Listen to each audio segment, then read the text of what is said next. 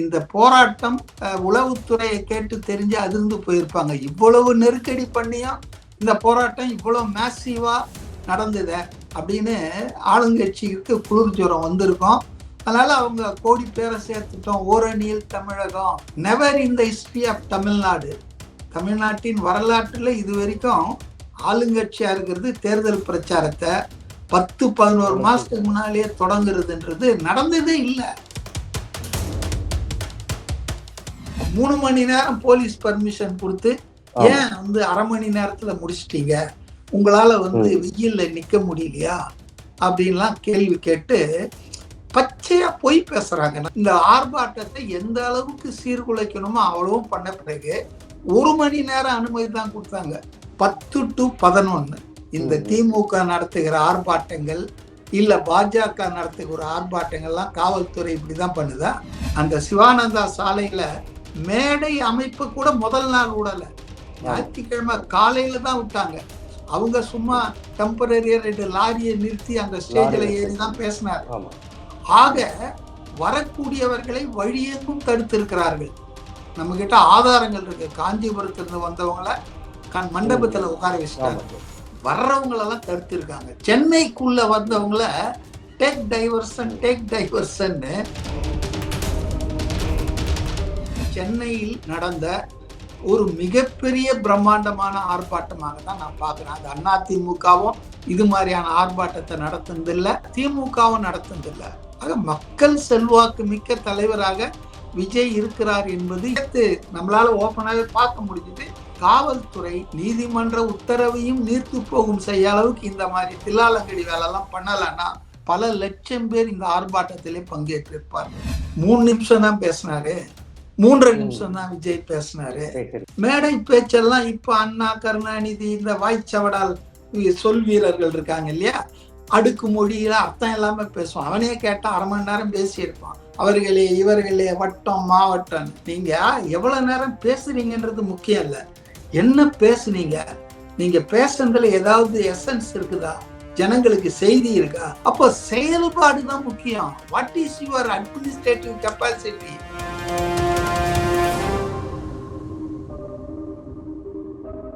Sir, நேத்து தாவேகா தலைவர் விஜய் அவர்கள் முதல் முறையா போராட்ட களத்துக்கு டைரக்டா அந்த சேப்பாக்குல இருக்கக்கூடிய சிவானந்தா சாலையில இந்த காவல்துறையால கொல்லப்பட்ட அஜித்குமார் இவங்களுக்கு ஆதரவாகவும், இது தொடர்ந்து 24 லாக்அப் டெத் நடந்துச்சு. ஸோ அவங்களுக்கெல்லாம் ஆதரவாகவும் ஒண்ணு திரட்டி போராட்டம் நடத்தினது நேற்று ஒரு முக்கியமான நாளா பார்க்கப்பட்டுச்சு சார். இதோட பின்னணி உங்களோட கருத்து என்னது?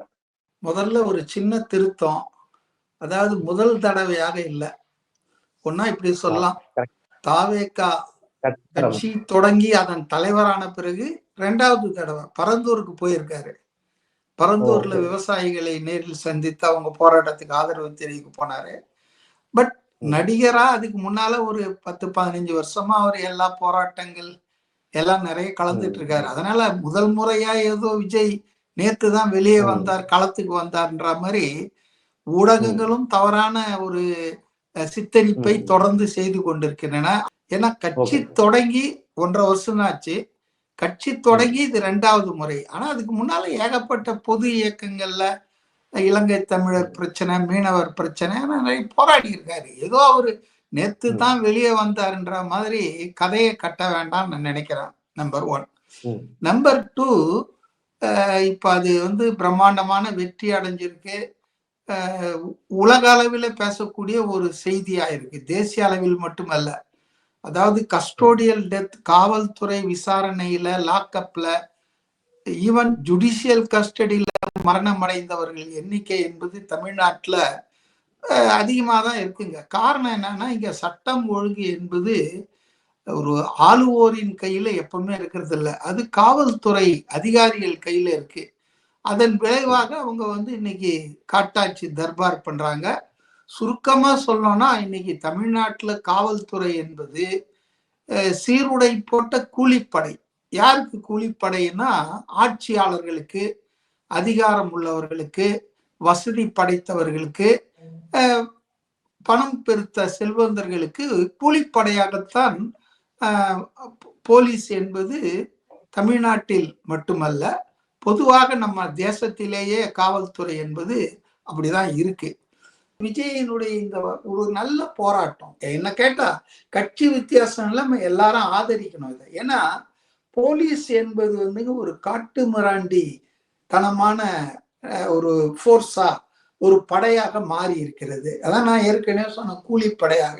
அதனால இத ஒரு எடுத்து 24, அது மட்டும் இல்ல, இவர் ஞாயிற்றுக்கிழமை இந்த ஆர்ப்பாட்டத்தை பண்றாரு. அது எவ்வளவு பெரிய பிரச்சனைக்குள்ள பண்ணாரு அப்படின்றத நான் உங்ககிட்ட சொல்றேன் பின்னால. ஆனா இந்த போராட்டத்தை பண்றதுக்கு முதல் நாள் இந்த 24 பேரையும் கண்டுபிடிச்சு அந்தந்த ஊர்ல இருந்து அவங்க குடும்பத்தை வர வச்சு அவங்க கிட்ட பர்சனலா உட்காந்து பல மணி நேரம் செலவு பண்ணி இவர் வந்து அந்த துன்ப துயர கதையை கேட்டுட்டு அவங்களுக்கு உதவியும் பண்ணிட்டு உறுதியும் அளிச்சிருக்காரு. நீதி உங்க குடும்பங்களுக்கு கிடைக்கிற வரையில தாவேக்கா வந்து ஓயாது, நாங்க உறுதியா இருக்கிறோம்னு. அதை விட புதுமை, அந்த பாதிக்கப்பட்ட குடும்பங்களை சார்ந்தவர்களை மேடையில் ஏற்றி நேற்று அந்த ஆர்ப்பாட்டத்துல அதுல அவங்க சார்பா ஒரு அம்மையார் பேசினாங்க. அவங்க எவ்வளவு உணர்ச்சி வசப்பட்டு பேசுறாங்கன்னா, இதுதான் மக்கள் மனதின் உணர்வுகளை பிரதிபலிக்கிற ஒரு உண்மையான தலைவராக விஜய் மாறி இருக்கிறாரு.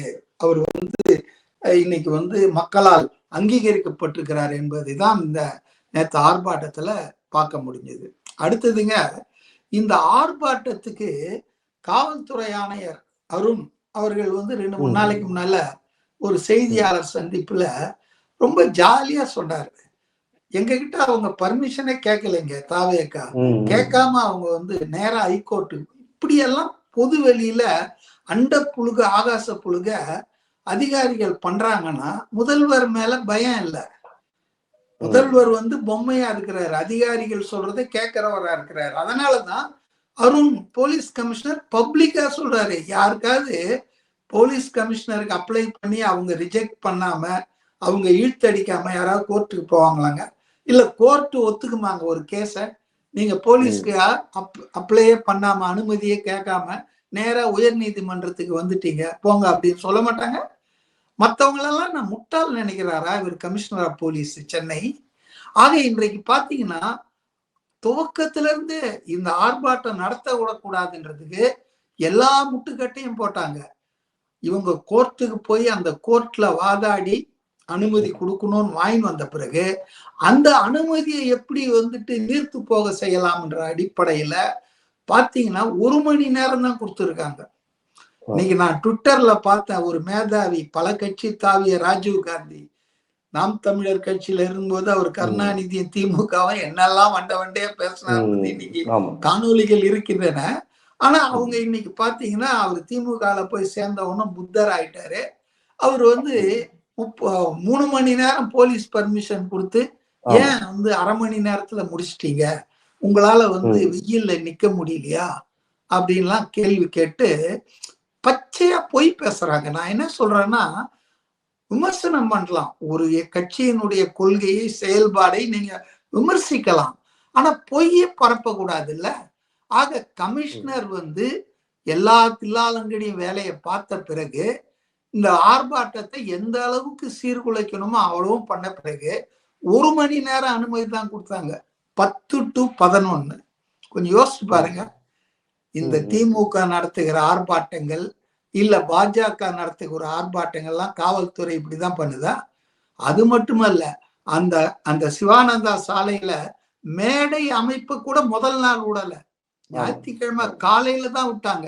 அவங்க சும்மா டெம்பரரியா 2 லாரியை நிறுத்தி அந்த ஸ்டேஜ்ல ஏறிதான் பேசினாரு. ஆக வரக்கூடியவர்களை வழியெங்கும் தடுத்து இருக்கிறார்கள்.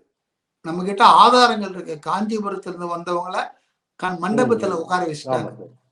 கோயம்புத்தூர், தென்மான் வர்றவங்களெல்லாம் தடுத்து இருக்காங்க. சென்னைக்குள்ள வந்தவங்கள டேக் டைவர்சன் ஒரு அம்மா சொல்லுது, பல்லாவரத்துல இருந்து வர்றதுக்கு 4 மணி நேரம் 5 மணி நேரம் ஆக்கியிருக்காங்க.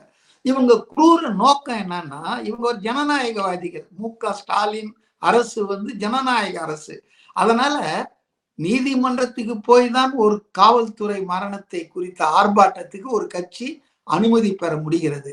அந்த அனுமதியை காவல்துறை ஆணையர் எந்த அளவுக்கு சீர்குலைக்கிறார்னா 1 மணி நேரம் தான், 10 to 11. ஆக 11 மணிக்குள்ள யாரும் தொண்டர்கள் வராதபடி அங்கங்க டைவர்ட் பண்றது. 8 கிலோமீட்டர் நடக்க வச்சிருக்காங்க. அதுவும் நேற்று வெயில் எந்த அளவுக்கு இருந்தது, பல பேர் மயங்கி விட்டார்கள்.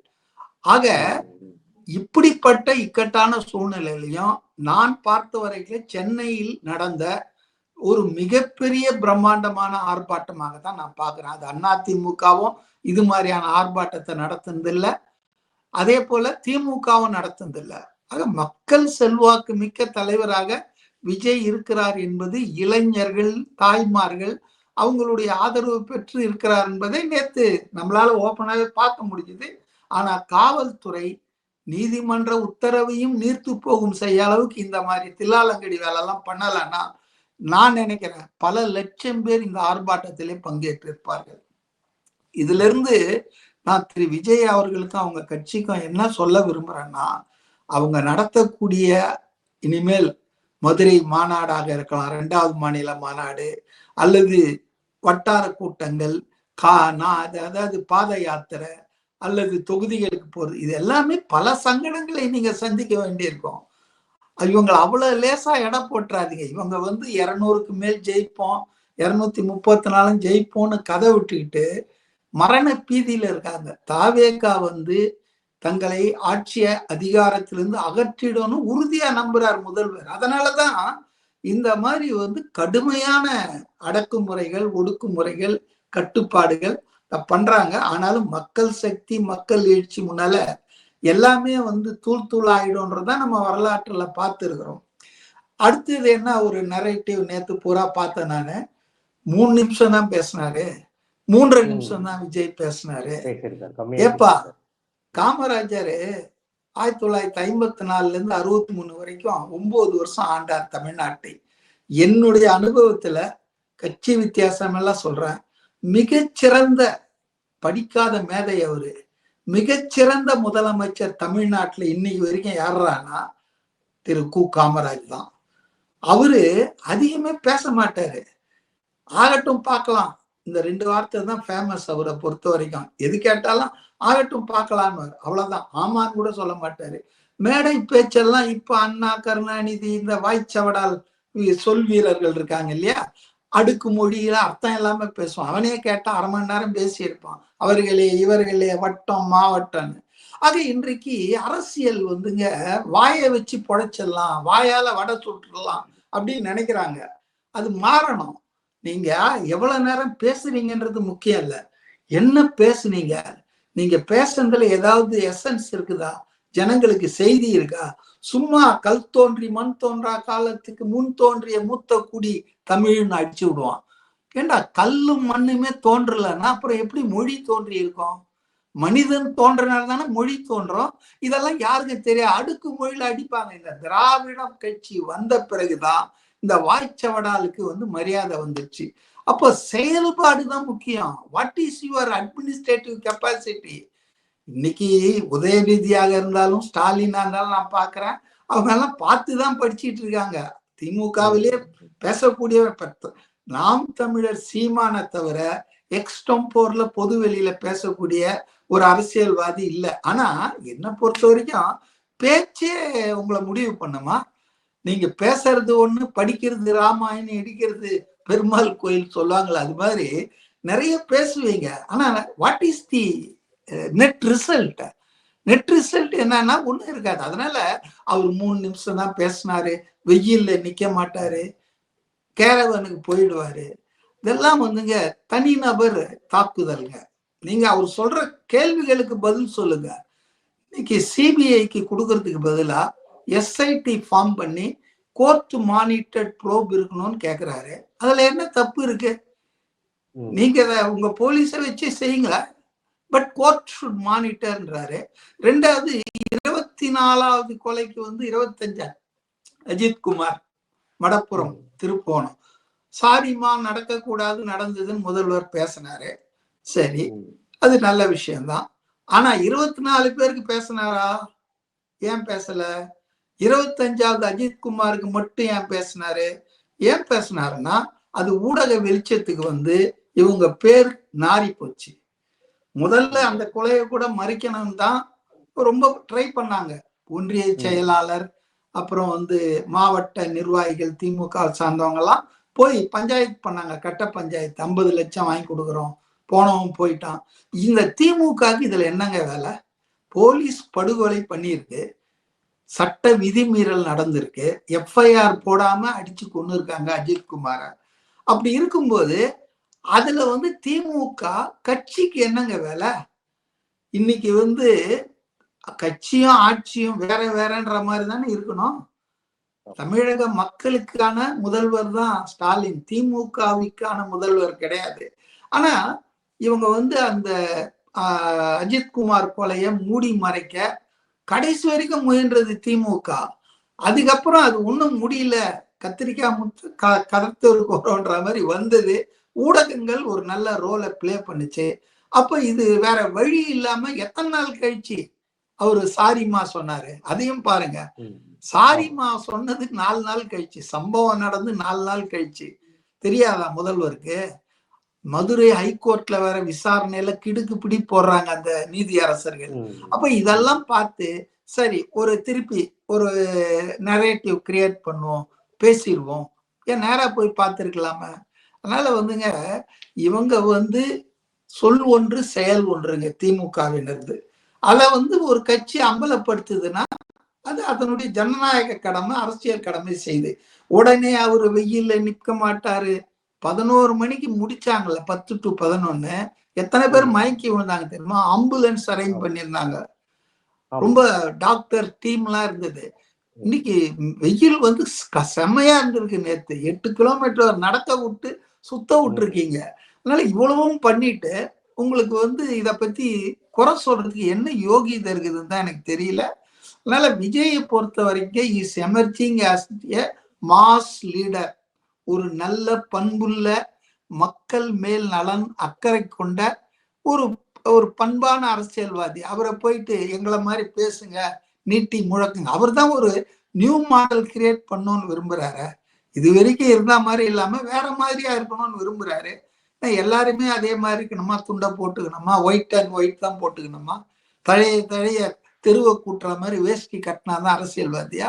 அதெல்லாம் மாத்தணும்னு நான் நினைக்கிறேன். பேண்ட் போட்டு அரவிந்த் கெஜ்ரிவால் மாதிரி ஆட்களும் இருக்கணும். அதனால இன்னைக்கு வந்து இந்த போராட்டம் உண்மையில உளவுத்துறையை கேட்டு தெரிஞ்சு அதிர்ந்து போயிருப்பாங்க. இவ்வளவு நெருக்கடி பண்ணியும் இந்த போராட்டம் இவ்வளவு மேசிவா நடந்தத அப்படின்னு ஆளுங்கட்சிக்கு குளிர் ஜுரம் வந்திருக்கும்.